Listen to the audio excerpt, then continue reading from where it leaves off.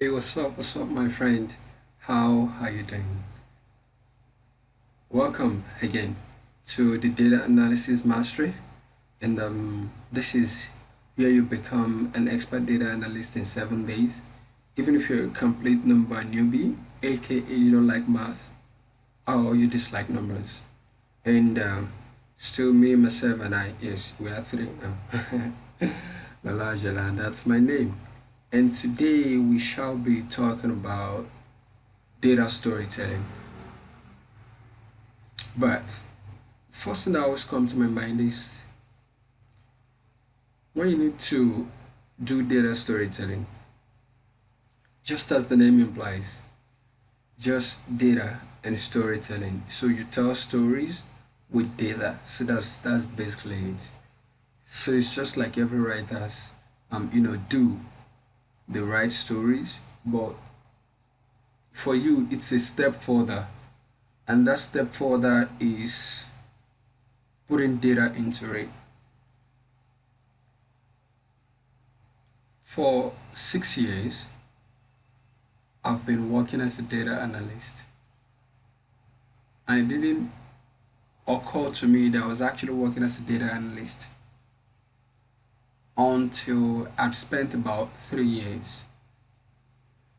Because what I mostly do all the time is that I write research plans, I design surveys, I go about data collection, I do analysis, I tell stories with the results or the insight from my analysis, or sometimes I generate executive reports from that. And I wasn't called a data analyst, so I was called a customer insight analyst. So the bulk of my job is about customer conversion, is about client retention, and development. So development about bringing in new customers. So I go to several locations and I study the way the locations in by talking to those clients and seeing what they want, then actually provide for them what they want. So I also test impact of several of the intervention plans that was created by the organization, like other teams in the organization. So I also do a kind of test of those intervention plans by actually speaking to those plans were designed for, those interventions, so to say, were designed for. So one day I woke up, that was after my third year anyway, and I looked at it that for several people, this job of basically a data analyst is being called several names. Several names like, yeah, just as mine was being called customer insight analyst. And there are several thousands other names that this stuff revolve around, like data scientist, like data miner, like data engineer, like business intelligence analyst, or social intelligence analyst, or even customer intelligence analyst, market research analyst, market intelligence analyst, and so on. So most of these names are basically to hype this role of a data analyst, as far as I'm concerned anyway. So they are just to hype them and to create a kind of little disparities in differentiations between the bulk work or the main work of what a data analyst do. In some organizations, they are being called research executives. So don't let the name fail you. Don't let the name fool you. Don't let the name cloud your face. The basic thing is for you to be a data analyst. That's the basic thing. So I decided to spend 15 nights to create this STEM video course. As a matter of fact, at some point I had to shrink it into 9 or 8 because I do not want to bore you. I hope I'm not boring you now. Because I do not want to bore you. So I had to shrink it. Then I found out that more than 40% of the available jobs are related to all of those roles that I mentioned earlier. And they are all totally categorized under data analyst. And when I continued digging deeper, I found out that in more years to come, these numbers, at least in the next 5-6 years, I found out that these numbers is bound to increase and likely not to decrease. I also found out from research that for last year and for last 2 years and the last year, the role of a data analysis reclaims the top position in the job market of like the best job, job most searched for, job with better pay, and all of that. So despite these technological trends and all of that, in business, in social work, and in virtually anything, real estate, education, IT, consulting, man, you actually need a data analyst. It's very important. So I had to shrink my 6 years of experience into 10 videos.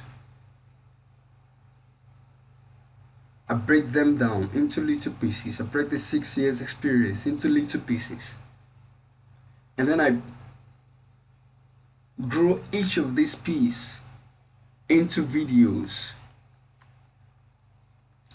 And for 15 nights I did these rugged recordings of not sleeping well, of waking up at the middle of the night, of creating notes in the day while I work. Why? So I toggle my main work in the office to developing notes in the day, and at night when I'm actually supposed to be sleeping, I try as much as I can to develop these videos by doing rugged recordings. And I did that for 15 nights. But what exactly would be my basic joy? That would come if after a month of taking this course, each of you get 5 lucrative opportunities each that you have to, for yourself, choose. Which do you think that you want to do of these 5 lucrative opportunities? So the opportunities are there, they are lucrative, and you know exactly which of these 5 that you're going to take.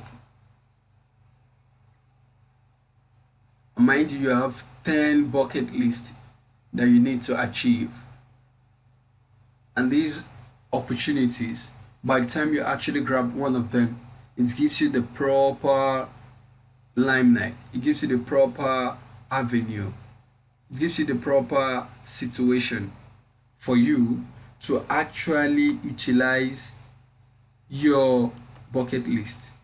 So for you, if this works for you, how would you feel? Happy, right? Thank God you will be happy. So that is it. You will be happy, and that's the basics of it all.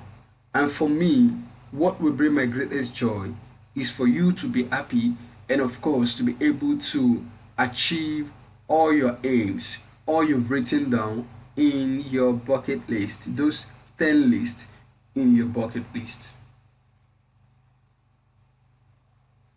So that is that, as you guess that for me. So what I've basically done is that I've told a data story. It may not seem that I'm telling a story, but if you follow up a bit, it might not seem that I'm telling a data story, but if you follow up one after the other, you will find out that I've actually told a data story. And how did I come about that? You have just three phases to telling a data story.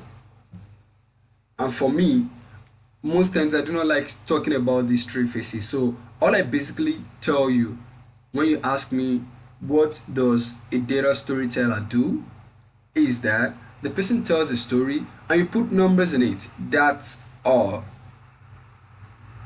So you actually tell a story, and in that story you put numbers in it.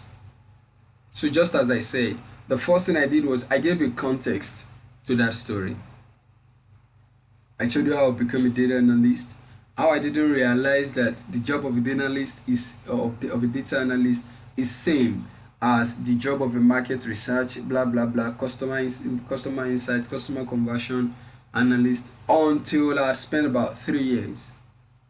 So I gave you a context. Then after the context, I gave you the conflict.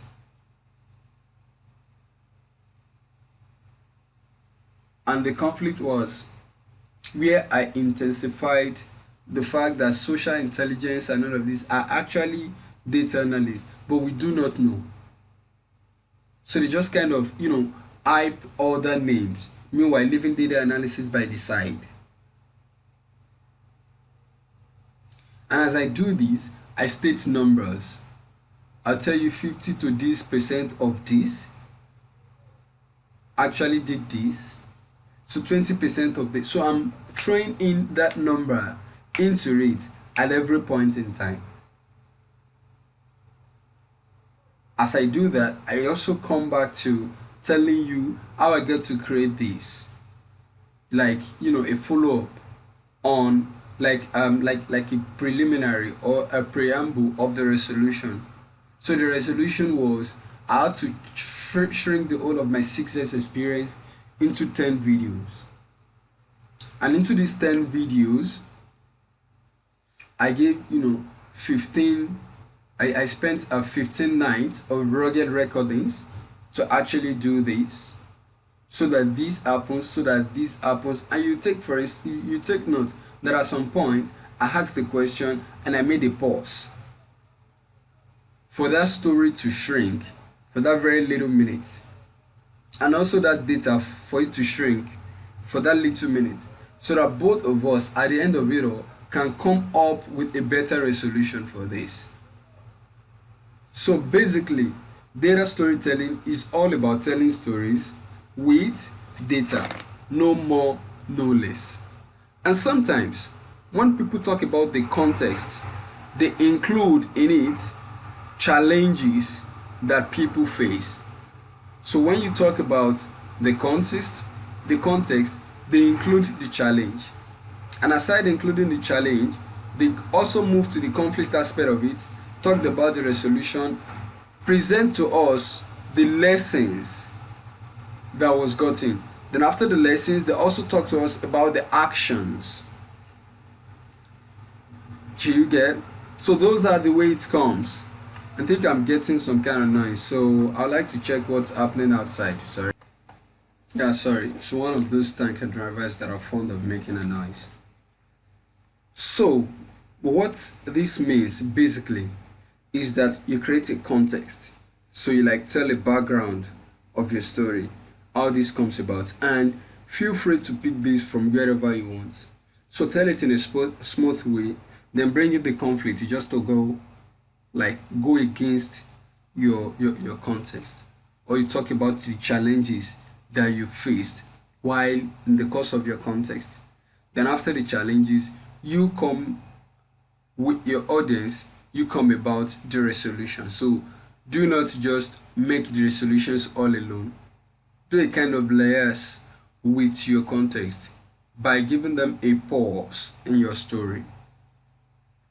So when you talk about your conflict, just pick a little from the top of your resolution, then calm.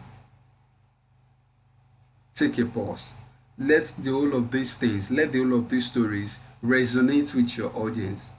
Then at the end of it all, together, you could come up with a resolution. So my own pause was when I asked that.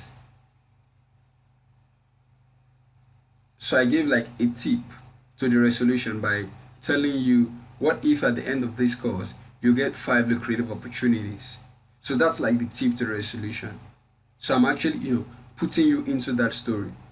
And at some point, I said that if you're able to accomplish your 10 bucket list, that is going to make sense. Then I asked the question that how would you feel? So I have totally drawn you into the story. That how would you feel if this. So take for instance, if it happens to be a business presentation that I've stated like the problems that I've seen over the years, like the trends that I've seen over the years related to that, to the context of that problem. And I brought a kind of conflict into it. That, take for instance, I stated the problem generally, then I said, even this company got it wrong. They did this, which by default did not work. So that's like the conflict. You have a context, you have a conflict, then the resolution. So when you tell them that, okay, a plan has been generated to do this, but let's see, how would we guys feel if I said this. So you throw it to them and let them digest, resonate with your stories. Then after it, together, you could now come up with the resolution that I'm thinking that this is it, but or I feel that this is it. What do you guys think? So that's the way your data storytelling goes. So it's basically telling stories, picking up, the context of the story, the conflict in the story, the resolution, and all of that. Then slapping numbers at each of the spots. So if it were to be a business presentation, might not actually be numbers, could be charts, could be graphs, could be trends. So when you talk about the context first, you could throw in a chart that talked about trends related to the context. So at some point when the conflict comes, if you have another graph to back that up, put it in. If you have another number to back that up, put it in. Then at the end of it all of you come up with a resolution. And if your resolution involves some kind of math, excuse me. And if your resolution involves numbers too, or it involves some kind of math, do the math. Show the difference between the numbers. Is it greater than or less than? Would this be equal to this after some kind of time? So you just state that. Put those numbers forth so that we can totally have a deep understanding of what you're saying. So for me, I think when you tell your data story, you should structure it, just as the name implies, as a story, not a presentation. And that's the reason, as much as I can, I tried as much as possible to structure this presentation as a story. So see what I did. So I didn't show to you from the beginning that it's data storytelling. I just had to introduce it because it's a course and I have to tell you what, where you are on the spectrum of the course. But I didn't show to you that I was going to make, a data story presentation. So the first thing I did was I introduced the course. Yeah, I told you I was going to do a data story, but I just gave you a blank. What does this mean?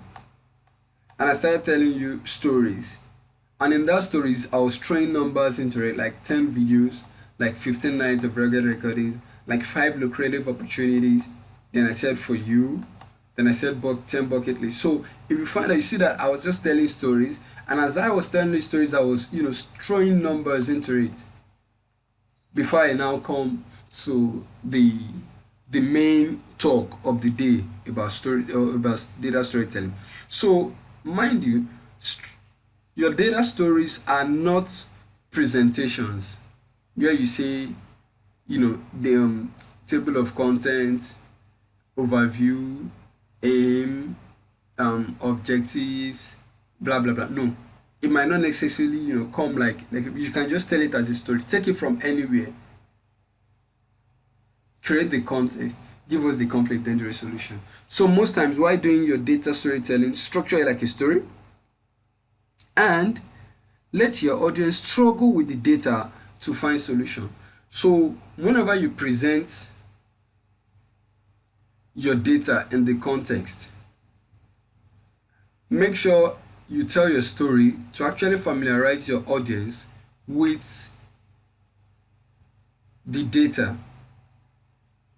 And when you also get to the conflict part, make the data vivid enough, make it legible enough for your audience to see it. Make them also struggle with the data to find solution.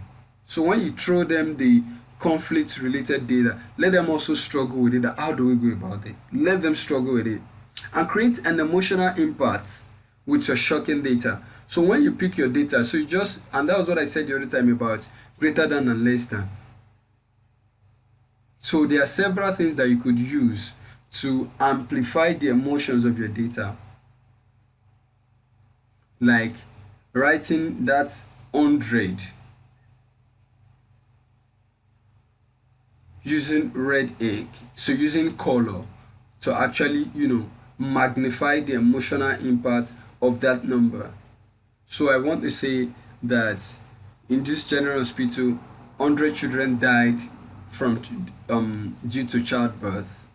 So I could make that 100, write it in a very legible way, then also use a red ink to write it, to display blood and to display how much it is. So all of those little things create emotional impact. Then after which I could surprise the solving of that mystery by just coming up with a little thing from the resolution aspect of it. Just surprise my audience, because I know in my stage 2 I have made my audience struggle with the data to find solution. So I surprise them by giving them like a snipe into solving the mystery. Then in total, I and the audience, so I let the audience draw conclusion or draw resolution from my story. Then the whole of us take a look at it together, brainstorming together, then boom, that's the end of storytelling, data storytelling to be precise. So it is not basically something that you teach somebody. So with time you keep developing it. So as a storyteller, you just tell stories, then you put your number into it. So that is that as regards that. In the resources page of this course, I'll put in several tools for you, particularly the tools that I use to mind map whenever I want to tell my data stories. Most times I use an Android app called Xmind. So I use my Xmind to actually tell the stories whenever I'm in the bus traveling to my workplace. So I actually say, okay, this is what I'll do first, this is what I'll say first, this is what. So I actually put them together on my Xmind, on my Xmind app. Then when I get to the office, I can actually put a flash to all of those bones that I've done on Xmind. Then I slap my numbers onto it, then I tell my stories. So that is that as regards that for this course. After this course, we shall be talking about executive report writing, and I would actually give you each of the themes in every report writing. I explain it, then if possible I'll also from the scratch write a report for you, or write a report with you. So we do a kind of tear down of writing a report. Thank you very much for your time. I'll talk to you soon.